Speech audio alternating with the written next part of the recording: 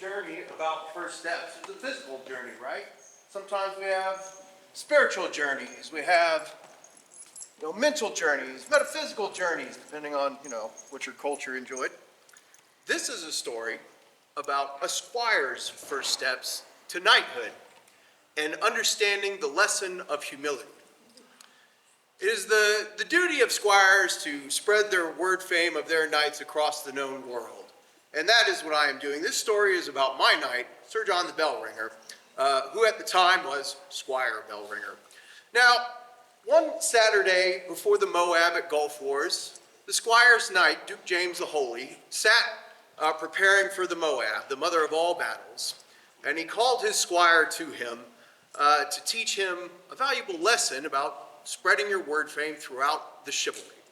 He said, "Behold, squire, gaze upon the knights coming from Friday's revel onto the field, and look for the ones that are slow to don their armor and that begrudgingly trudge the field, having drank too deeply from Odin's horn the night before.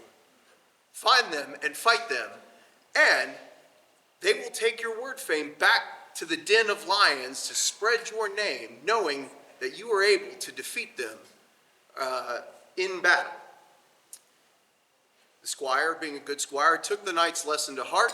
They departed. Several months later, during a tournament of prestige, Duke James the Holy had fallen ill and was sitting on the sidelines during the tournament, racked with fever, sweating, steam rolling from his body.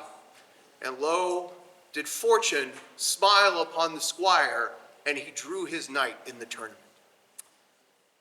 Bellringer stood up, confidently walked over to the sidelines and said, "Your Grace, I have found my weak lion today, and it's you." The knight simply nodded, and then when they were called to armor up, he placed his helmet upon his head, and they walked out onto the field.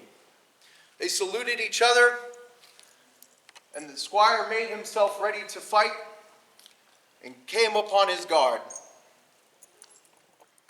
The knight also prepared himself, and as lay-on was called, 1, 2, 3, end in the leg, and the squire was defeated before he even had a chance to throw a single blow.